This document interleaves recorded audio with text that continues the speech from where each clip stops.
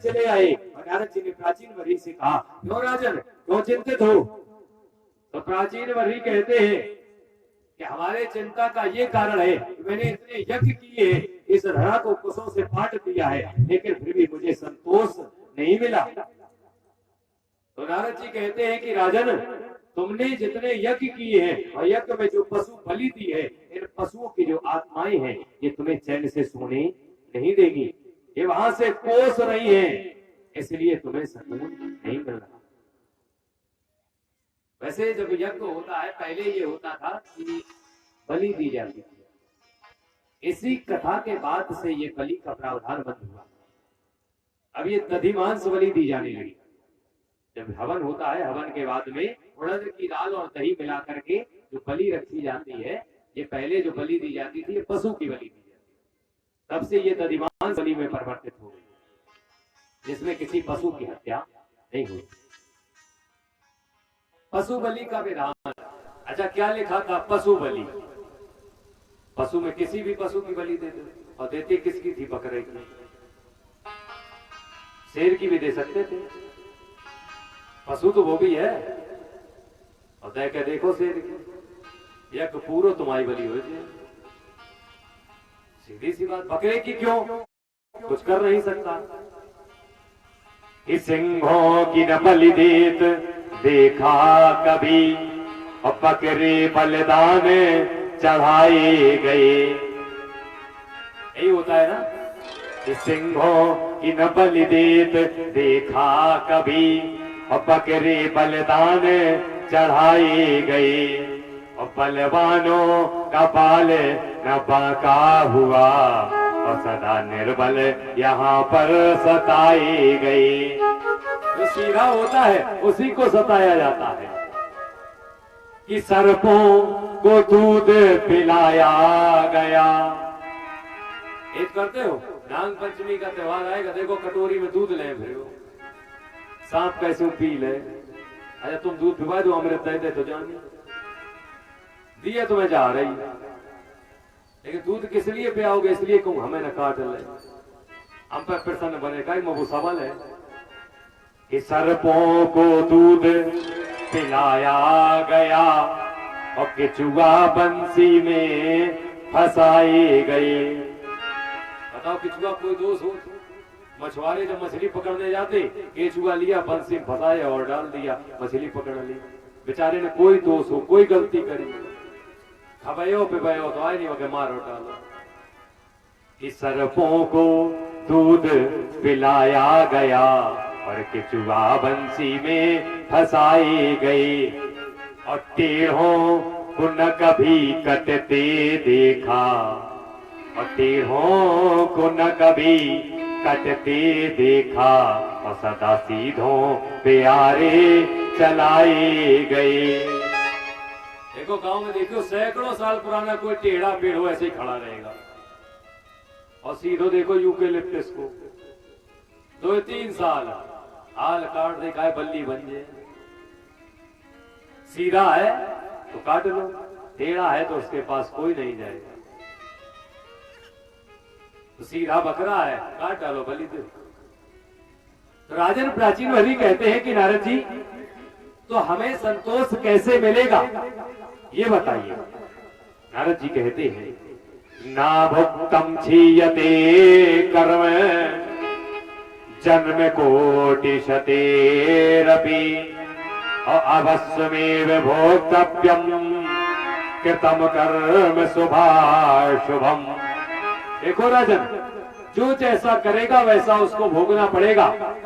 आपने उनकी बलि दी है तो आपको संतोष नहीं मिलेगा। लोग कहते कि नहीं महाराज ऐसा कुछ नहीं है, जो करते वो भोगना नहीं पड़ता, जो करता है उसे ही भोगना पड़ता और यही भोगना पड़ता। ये नहीं कि हमें जब दूसरा जन्म मिलेगा तब ना।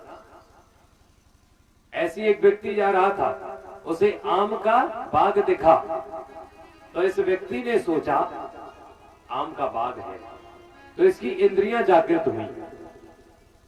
नेत्रों ने आम को देखा, नेत्रों के अंदर लालसा आई कि मुझे आम चाहिए, लेकिन नेत्र सोचने लगे कि हम जा नहीं सकते।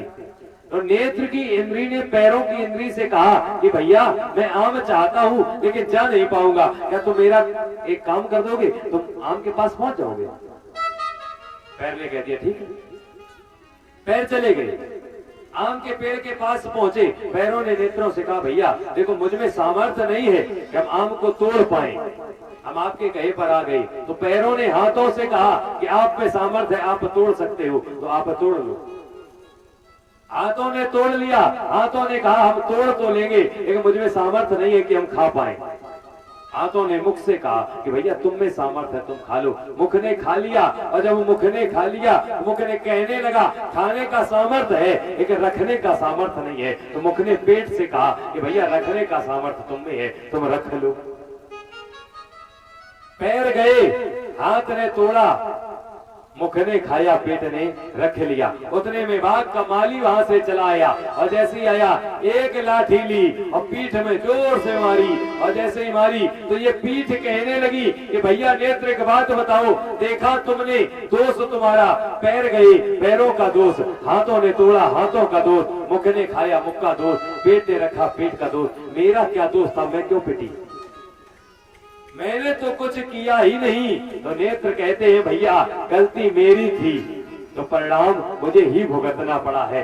पिटे जरूर तुम हो लेकिन रोना मुझे ही पड़ा है, मैंने देखा है इसलिए मैं ही रोई हूं। जो करेगा वो भुगतेगा, यही बात नारद जी कहते हैं राजन प्राचीन में ही तुम्हें ये भुगतना पड़ेगा। आओ तुम्हें एक हम दृष्टांत सुनाते हैं। प्राचीन वधी कहते हैं सुनाओ। कहते एक राजा है जिनका नाम है पुरंजन, इनके एक मित्र हैं जिनका नाम है अभिज्ञात। राजा पुरंजन अपने अभिज्ञात मित्र के साथ में वन में घूमने के लिए गए, और जब घूमने के लिए गए तो राजा पुरंजन को एक 9 दरवाजे का घर दिखता है। पुरंजन अपने मित्र से अभिज्ञात से कहते हैं कि 9 दरवाजे का जो महल दिख रहा हमें इसके अंदर जाना है। अभिज्ञात मित्र कहता है कि इसके अंदर न जाओ, अगर इसके अंदर जाओगे तो तुम मुझे भूल जाओगे। पुरंजन कहता मैं नहीं भूलूंगा, मैं वादा करता हूं। इतना कह के ये 9 दरवाजे के महल में प्रवेश कर जाता है। इस 9 दरवाजे का जो महल है इसकी रक्षा एक 5 फन वाला नाग कर रहा है। और जैसे इसके अंदर ये प्रवेश हुए हैं तो उसके अंदर एक युवती दिखती है। जब वो युवती इन्हें दिखी है, ये युवती के पास में गए हैं, युवती से पूछते हैं कि देवी आप कौन हो। तो ये देवी कहती है कि मेरा कोई नहीं है। बोले तुम्हारा नाम, मेरा नाम भी नहीं है। बोले पिता पुत्र, बोले कोई नहीं। बोले तो एक काम करो तुम अपना किसी को बना लो। वो तो किन्हें बना ले, बोले मेरे साथ विवाह कर लो, हम तुम्हारे पति बन जाएंगे। तो ये युवती कह रही विवाह तो कर लेंगे, मेरी एक शर्त है। बोले हाँ बताओ शर्त। बोले शर्त ये है कि तुम्हें मेरी एक एक बात माननी पड़ेगी, जिस दिन मेरी बात नहीं मानोगे हम तुम्हें छोड़ करके चले जाएंगे। आज राजा पुरंजन ने ये बात मानी है और उस युवती के साथ में विवाह कर लिया। इनका नाम पुरंजन और युवती का नाम हो गया पुरंजनी। इसकी 10 सहेलियां हैं जो इसकी सेवा करती हैं। इस महल के अंदर एक मंत्री रहता है जिसका नाम है विसुचीन।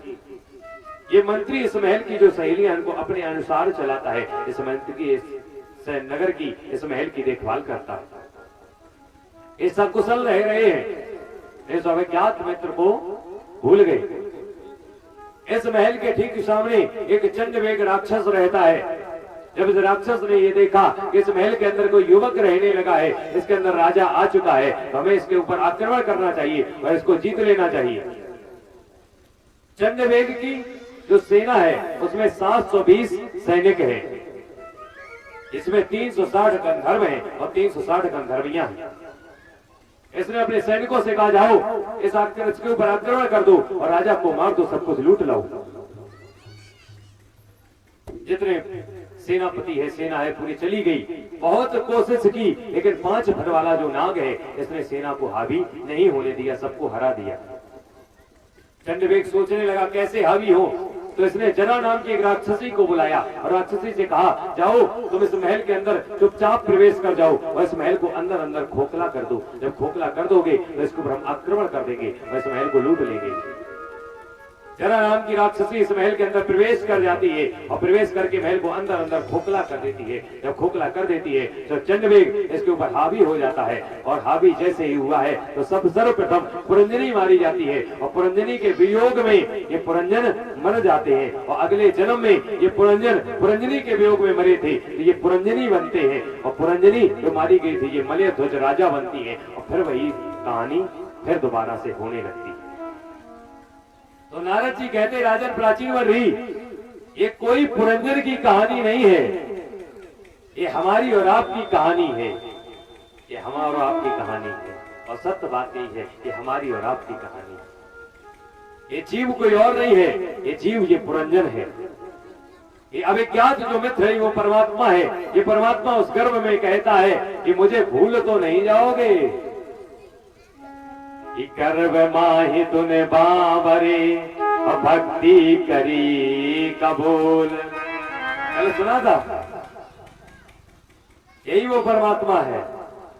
लेकिन जब ये जीव इस 9 दरवाजे के महल में प्रवेश कर जाता है तो उस परमात्मा को भूल जाता है।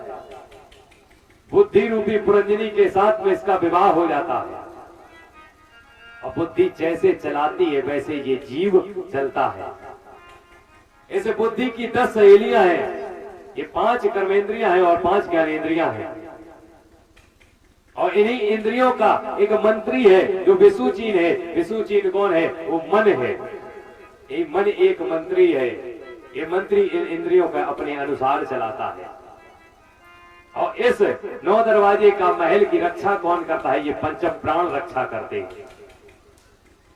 यही ये 5 प्राण हैं जो दिन रात जागते रहते हैं। ये जीव सो जाता है लेकिन ये 5 प्राण कभी नहीं सोते। ये जब सोते हैं तब ये जीव हमेशा के लिए सो जाता है। ये चंडवेग कौन है? ये चंडवेग काल है, ये मृत्यु है। ये काल जब इस जीव के ऊपर हावी होना चाहती है तो ये 5 प्राण से हावी नहीं होने देते। ये किसके द्वारा हावी होती है? इसकी सेना में 720 सैनिक हैं, 360 गंधर्व हैं और 360 गंधर्वियां हैं, 360 दिन हैं और 360 रातें हैं। वर्ष में 360 दिन होते हैं और 360 रातें होती हैं। अंग्रेजी के महीने के अनुसार नहीं, हिंदी के महीने के अनुसार। एक कथा हिंदी के महीने से चलती है। हिंदी में अंग्रेजी में 365 होते हैं। तिथियां 30 होती हैं मास में, 12 तिया 36, 360 ही दिन होते हैं और 360 रातें होती हैं। यही 360 दिन और रातें इस जीव के ऊपर हमला करती हैं, ये कम होती जाती हैं। लेकिन जीव जब थकित नहीं होता है, जरा कहते हैं बुढ़ापे को, ये बुढ़ापा जब इसके अंदर प्रवेश कर जाता है तो इस शरीर को अंदर अंदर खोखला कर देते हैं और जब खोखला कर देते हैं तो ये काल इसके ऊपर हावी हो जाता है। तो सर्वप्रथम जब जीव की मृत्यु होती है तो बुद्धि रूपी पुरंजनी मारी जाती है, बुद्धि हरण हो जाती है। और जब बुद्धि हरण होती है तो ये जीव जब बुद्धि में जो भरा होता है उसी के विचार में सब सोचता रहता है, उसी विचार में सोचते सोचते मृत्यु को चला जाता है। इसीलिए कहते हैं अंत समय पर राम राम कहते रहो। क्यों? राम राम अगर भरा रहेगा तो आगे काम आएगा। सत्य बात है ये। बुद्धि में जो भरा है वही हमें आगे मिलेगा। यही ये जीव की कहानी है, ये कोई पुरंजन की कहानी नहीं है। प्राचीन वर्षी को ये बात बताई है तो प्राचीन वर्षी कहते हैं आज मुझे ये बात समझ में आ गई है तो भगवान की भक्ति करने लगते हैं। जब सिर्फ भगवान की भक्ति करेंगे, कोई भी किसी भी पर अत्याचार नहीं करेंगे, किसी की बलि नहीं देंगे, तो भगवान की भक्ति में लग जाते हैं, संतों का संगम करने लगते हैं और अंततः ये गोलोक को पहुंच जाते हैं। इसके बाद में परीक्षित जी कहते हैं कि स्वामी जी एक बात बताओ, आपने राजा उत्तानपाद की कथा सुना दी, राजा प्रिव्रत के बारे में बताया, लेकिन प्रिव्रत जी के संतानों के बारे में नहीं बताया। उत्तानपाद के ध्रुव हुए, ध्रुव का वंश पूरा बता दिया, लेकिन प्रिव्रत जी का वंश भी तो कुछ होगा, हमें ये भी समझा। यहाँ पर प्रिव्रत जी के वंश की चर्चा की गई। प्रिव्रत जी के पुत्र हुए आग्नेय, आग्नेय हुए नाभि, नाभि के हुए ऋषभदेव जी। ये ऋषभदेव जी के 100 पुत्र हुए। जब ऋषभदेव जी के 100 पुत्र हैं, इन्हीं ऋषभदेव जी के एक पुत्र हुए भरत जी, जिससे इस देश का नाम भारत पड़ा। ये 3 भरत हुए हैं। एक भरत हुए ऋषभदेव के, एक भरत हुए हैं शकुंतला के, और एक भरत हुए हैं राम के। और ये जो भारत नाम पड़ा है, ये ऋषभदेव के भरत से पड़ा है। पहले इसका नाम अजनाब खंड था, और उसके बाद इसका नाम भारत पड़ा। तो इनके 100 पुत्र हैं। एक दिन ऋषभदेव जी ने अपने पुत्रों को बैठाला और उनसे पूछा, एक बात बताओ, तुम्हें ये शरीर किस लिए मिला है? तो सारे पुत्र कहने लगे, ये शरीर हमें भोग करने के लिए मिला है, इस्तेमाल करने के लिए मिला है, सुख के लिए मिला है।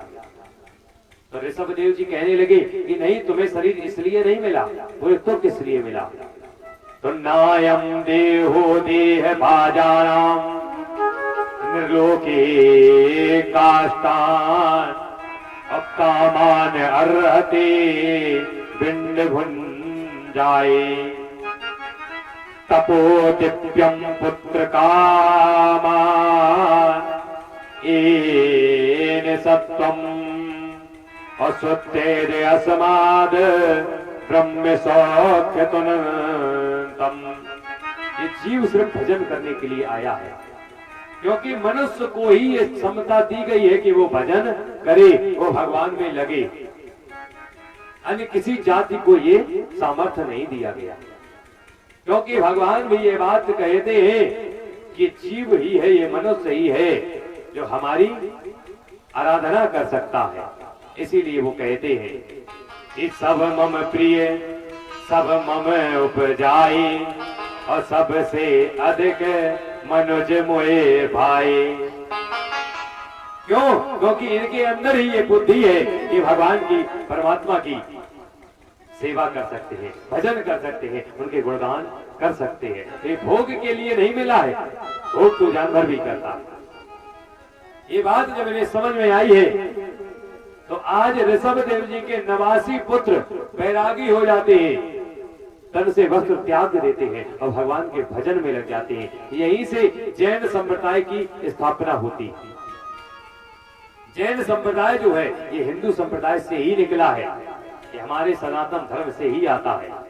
ऋषभदेव जी के जो 89 पुत्र थे, यही जैनी बने हैं, यहीं से जैन धर्म की उत्पत्ति होती। इसीलिए ये वस्त्र नहीं पहनते। इनके जो 11 पुत्र हैं, ये रहने लगते हैं। 10 पुत्र वो भी धीरे धीरे करके वन को चले जाते हैं। एक पुत्र है भरत जी, ये राज्य करते हैं, राज्य करते रहते हैं। जब इनकी उम्र पूर्ण हो जाती है, इसके बाद ये सोचते हैं कि अब हमें भी वन की तरफ जाना चाहिए, क्योंकि चौथापन आने वाला है। तो भरत जी ने आज सब त्याग दिया, अपने पुत्र को राजा बना दिया है और आज वन की तरफ चले गए। गंडकी नदी के पास में पहुंचे हैं, बैठ गए हैं, तपस्या करने लगे, भगवान के भजन में लगे हैं और भजन करते जा रहे हैं। कोई मोह माया नहीं है। चाह गई चिंता नसी मनवा बेपरवाह, और जिनको कछु न चाहिए सोई शहंशाह। वही शहंशाह है और ये स्वयं को शहंशाह समझ रही है। एक दिन की घटना है कि अपनी कुटिया में भजन कर रहे हैं। उसी समय पर नदी के दूसरे किनारे पर हिरणों का झुंड दौड़ा चला रहा है। पीछे से एक सिंह दौड़ा रहा है। ये हिरणों का झुंड है, ये नदी को छलांग मार के पार करने लगता है और हिरणों के झुंड में एक मादा हिरणी है। ये हिरणी इस शेर के डर के कारण जैसे ही छलांग लगाती है, तो इसके गर्भ में एक शिशु पल रहा है। ऐसे इसने छलांग लगाई है, ये शिशु उस नदी में गर्भ खो जाता है और ये उसमें गिर जाता है। इधर उधर छटपटाने लगता है। जब भरत जी ने आवाज सुनी कि बाहर कोई है, देखते हैं कि एक हिरण का छोटा सा बालक इस नदी में डूब रहा है। ये छलांग लगाते हैं, इस बालक को बाहर लेकर के आते हैं, अपने आश्रम में रखने लगते हैं। इसका पालन पोषण करने लगे, जैसे अपने पुत्र की भांति करते हैं वैसे इसको पालने लगे। खाना खाते हैं तो इसके साथ खाते हैं, कुछ करते तो इसके साथ सोते हैं तो इसके साथ में। सब माला छूट गई, सिर्फ हिरण ही दिख रहा है और कुछ नहीं दिख रहा। तपस्या बंद हो गई, भजन बंद हो गया, सिर्फ हिरण दिख रहा है। एक दिन की बात है, भरत जी अपनी कुटिया में बैठे हैं, हिरण का बालक पाश में बैठा है, उसको ये भोजन करा रहे हैं। आश्रम के बाहर हिरणों का झुंड निकलता है। इस हिरण के बालक ने जैसे हिरणों का झुंड देखा है और भरत जी की तरफ देखा है तो सोचता है कि सामने जो जा रहे हैं ये 4 पैर वाले मेरी प्रजाति के लगते हैं और ये 2 पैर वाला ये मेरी प्रजाति का नहीं लगता। ये हिरण का बालक वहां से उठ करके हिरणों के झुंड में मिल जाता है, आगे भागने लगता है। भरत जी पीछे पीछे भागते हैं कि रुक जाओ बालक, रुक जाओ रुक जाओ रुक जाओ कहते हैं, लेकिन ये हिरण का बालक नहीं सुनता है और आगे आगे झुंडों के साथ में चला जाता है। ये उसके वियोग में रोते रहते हैं, दिन रात रोते हैं और रोते रोते अपनी देह को छोड़ देते हैं। और इन्होंने जिसकी याद में देह को छोड़ा है तो अगला जन्म इन्हें मृग का ही मिलता है। एक मृगा के कारणे भरत धरी मृग देह और तुलसी उनकी कागती और जिनको सब में नेह। सोचो विचार करो, भरत जी का नेह किसमें था? एक मृग में। और आजकल कुत्ता में, बिलैया में, चूहा में, खरगोश में, तोता में, सब में। तो बताओ क्या बनेगा? मिक्सचर भले ही बन गया। हाँ, मुंह लग जाए तोता को, दे हो जाए तो खरगोश की, समय नहीं है। सत्य बात ये है, सोचना, एक विचार करना। हम कभी कभी विचार करते हैं, आपको भी आज विचार करना। धर्म ये कहता है कि प्राणी की रक्षा करो, कोई अगर जीव मर रहा हो तो उसकी रक्षा करो, ये धर्म कहता है। तो वो जीव मर रहा था और भरत जी ने उसकी रक्षा की, धर्म किया। और जब धर्म किया है तो इनकी योनि क्यों बिगड़ गई? ये धर्म सिखाता है कि ग्रंथ कहते हैं कि जीव की रक्षा करो। संत का ये स्वभाव होना चाहिए कि जीव की रक्षा करनी चाहिए, और इन्होंने वही स्वभाव का किया और फिर भी योनि बिगड़ गई। क्यों? हमें जीव की रक्षा करनी चाहिए लेकिन उसमें आसक्ति नहीं रखनी चाहिए। जैसे संसार में रहना चाहिए लेकिन संसार को अपने अंदर नहीं रखना चाहिए। ये घर हमारे लिए है लेकिन हमारा नहीं है। ये संसार हमारे लिए है लेकिन हमारा नहीं है। ये सब कुछ हमें कुछ दिन के लिए मिला है, हम उपभोग कर लें और उसके बाद काम खत्म, सब यही छोड़ देना। जैसे हमने पास में कुछ पैसे एकत्र हो जाएं और सोचने लगते हैं घूमने के लिए जाएंगे, कुछ दिन के लिए हम ऊब गए, कहीं वैष्णो देवी चले गए, कहीं और तीर्थ की यात्रा पे चले गए, और जब गए तो होटल लेते हैं, और होटल ले लिया और होटल में सब सुख मिल रहे। फोन किया, भोजन तुरंत आ गया। फोन किया, कपड़े धुल गए।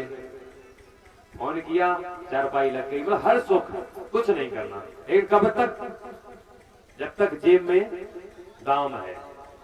और जिस दिन दाम खत्म, होटल वाला कहेगा भैया जाओ निकल लो। इतने दिन के लिए सेवा थी और तुम ये कहने लो नहीं ये हमारा है, हमने पैसे दिए, मेरा हो गया, कुछ भी कहो, तो तुरंत वो 2 डंडे देगा और भगा देगा। कष्ट होगा। तो ये भगवान का होटल है और ये तुम्हें मिला है, तो जब तक इस्तेमाल वो करा रहे तब तक इस्तेमाल करो। जहां समय सीमा पूर्ण तुरंत निकल लो। तो जहीं कहा नहीं मेरा है तो भाई हाल तुम्हारी करनी बिगड़ी, योनी बिगड़ी, रहो यहीं बने रहो। जैसे इधर से जाओ माटोली से टेम्पू पकड़ ले तो 5 रुपया लिए तुम्हें औरैया तक के, और कान लोग जैसी औरैया पहुंचे होगा उतरो नीचे तो 5 रुपया दे, टेम्पू मेरी है। 2 कनपटी दिए, नीचे उतार दिए, उतरो नीचे, टेम्पू तुम्हारी है, रुपया दे, किराया दिया है, इस्तेमाल कर लो बस। यही कहने का मतलब है ये सब कुछ हमारे लिए है लेकिन हमारा नहीं है। हम जीव की रक्षा करें लेकिन जीव में आसक्त ना हो जाएं।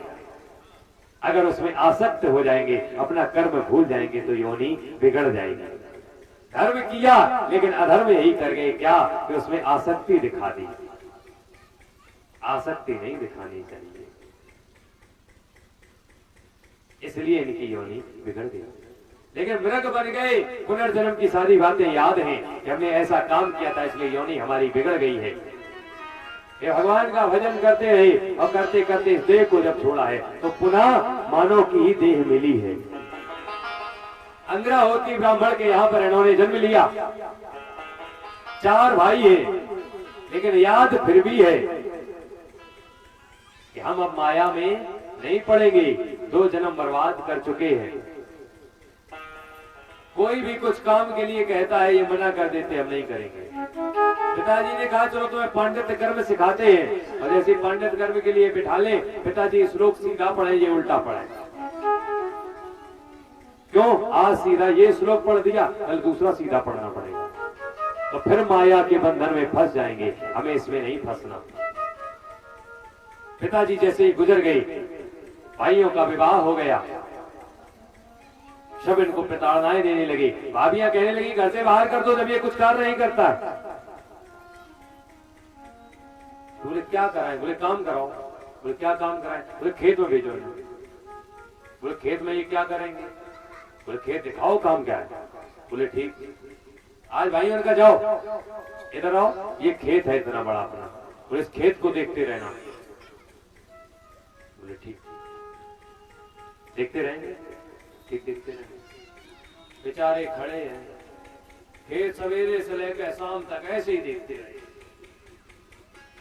गैया आई, जितना धान है सब चर गई, चली नहीं, बेचारे खड़े। भाई आए, देखे सब धान खत्म। क्या बात, तुमसे क्या कहा था? खेत देखना। बोले हाँ, मैं खेत देखा। बोले कैसा देखा? बोले जैसा देखे जाता। आपने कहा खेत देखना, बताओ खेत थोड़ा भी कम हुआ हो, लाओ इन चीटे भैया, मेड़ सभा मेड़ पूरा नाप लो, रत्ती भर कम हुआ हो, खेत जैसा का तैसा। बोले हमने कहा था फसल को रखाओ। बोले ये कहा ही नहीं। फसल देखो, फसल कोई खा ना जाए, गैया चर गई, ये तुम रखाते इसको? अच्छा फसल देखनी। बोले हाँ। फसल दोबारा तैयार हुई, मचान पर आज भरत जी को बैठा दिया गया और भरत जी से कहा गया फसल देखना। बोले हाँ फसल देखते। बेचारे बैठ गए। चिड़ियों का झुंड चला आया, और ऐसी चिड़ियों का झुंड आया है, फसल पर बैठने के लिए चला है। तो भरत जी सोचने लगे ये चिड़ियां जो हैं ये भगवान की हैं, क्यों? इनकी एक ही दृष्टि है, सिया राम में सब जग जानी और करम प्रणाम जोर जुग पानी। तो ये कहने लगे कि राम की चिड़ैया और रामई को खेत, राम की चिड़ैया और रामई को खेत, राम की चिड़ैया और रामई को खेत, राम की चिड़ैया और रामई को खेत, राम की चिड़ैया और रामई को खेत, जगल वो चिड़ैया भर भर के पेट, जगल वो चिड़ैया भर भर के पेट।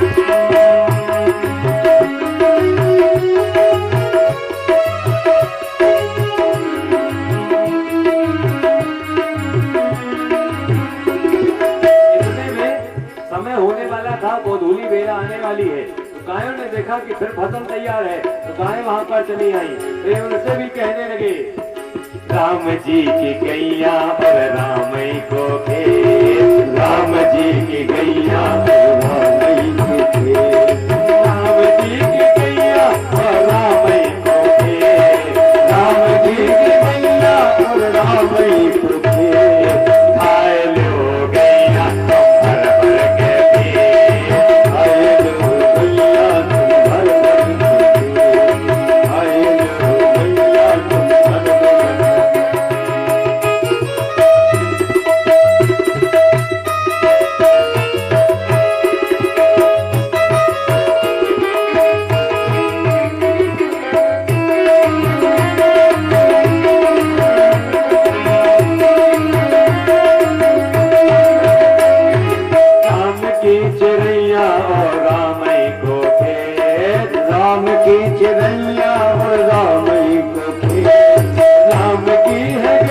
राम को खेत, राम की है गैया और राम की खेत। खाए लो भैया तुम भर भर के पेट, खाए लो भैया तुम भर भर के पेट, भैया तुम भर भर चुगे लो चिड़िया तुम भर भर के पेट, चुगे लो चिड़िया तुम भर भर के पेट, खाए लो भैया तुम भर भर के पेट, चिड़िया तुम भर भर के खाए लो गैया भर भर के पेट और चुग लो चिड़िया भर भर के पेट। सबने सब कुछ चुना लेकिन भरत जी ने किसी को नहीं रोका। सांझ हुई, भैया चले आए, देखे फसल सब बर्बाद, सिर्फ ढूंढ के ढूंढ खड़े। आज भरत जी को बुलाया, ये तुमने क्या किया, सारी फसल बर्बाद कर दी। बोले एक बात बताओ, कुछ लोग खाने के लिए आए तो क्या न देते? भूखे को खिलाना ये मानव का धर्म है, हमने खिला दिया। बोले अब खुद क्या खाओगे? बोले राम जी जो देंगे वो खा लेंगे। बोले अब बताओ हम लोग क्या खाएंगे? बोले क्या चाहते थे आप? बोले इसमें से धान निकलता। बोले कितना धान निकलता? बोले इसमें से 20 मन निकलता। बोले 20 मन, तो एक काम करो काटो जाए तो 20 मन मिल जाए। बोले जिसमें सिर्फ ढूंढ है और तुम कह रहे मिल जाएगा? बोले हाँ। बोले नहीं मिला तो? बोले जो सजा। बोले ठीक, आज तैयार हो गए। इत्रलहु नया में रहो, कैसे भरत लाल देत। जिसमें तिनका नहीं है, भरतलाल क्या कह रहे? काटो, दान मिलेगा। इत्रलहु नया में रहो, कैसे भरत लाल देत। और कट कट के खेत खलियान में आयो है। आज भाइयों ने भरतलाल जी की बात मानी कि चलो देखते हैं ये क्या कहते हो, नहीं निकला तो मार करके भगा देंगे। आज खेत को काटा गया, ढूंढ ढूंढ काट लिए गए और खलियान में रखा गया। तो अब क्या करें? बोले जो फसल के साथ करते हो, ऊपर से दाएं दई परधन की बेर बेर। पहले पछड़ों से धान को कुचलाया जाता था, अब मशीनें हो गई कि ऊपर से दाएं दई और परधन की बेर बेर। और झोर झोर झाकरन से ढेर सो लगायो है। आज झाकरों से जोड़ा गया और ढेर लगाया गया। अब फिर पवन की बेग से उड़ायो भूसा को भार। फिर पवन की बेग से उड़ायो भूसा को भार। जब भूसा का भार उड़ाया गया, धान जो कुछ था वो थोड़ा एकत्र हुआ। और जब एकत्र हुआ तो एक भक्त ने ये बात कह दी थी कि धान पूरा निकलेगा तो उस ढेर के ऊपर क्या किया गया। तब फिर रास पे बिहारी जू ने रहस्य यो रचायो है। जो रास रचा रखा था, जो धान था जिसको रास कहते हैं, उस पर वो रास बिहारी ने रास रचाया। क्या रास रचाया? कि काटत उड़ावत काहू ना जान परो। काटा गया, उड़ाया गया, किसी ने नहीं जाना। कि काटत उड़ावत काहू ना जान परो। और दौलत में धान 25.5 मन पायो है। और दौलत में धान 25.5 मन पायो है। किसी ने नहीं जान पाया, लेकिन बिहारी जी ने रास रचा दिया कि जब धान को तोला गया तो 25.5 मन निकला है। भाइयों ने भरत जी के पैर पकड़ लिए कि भैया तुम यहीं पर ठहर जाओ, तुम्हारे कारण से आज इतना धान हो गया है जो पहले ना कर पाते। जब ये कहा तो भरत जी कहने लगे आज धान ना निकलता तो मुझे डंडे से मार करके तुम बाहर भगा देते। आज धान निकल आया तो भैया भैया कर रहे हो। हम यहाँ अब नहीं रह सकते। क्यों? तुम सबके सब मतलबी हो। तुम मुझे नहीं चाहते हो, मुझसे चाहते हो। तुम जानते हो कि मुझसे कुछ मिलेगा, इसलिए तुम चाह रहे हो।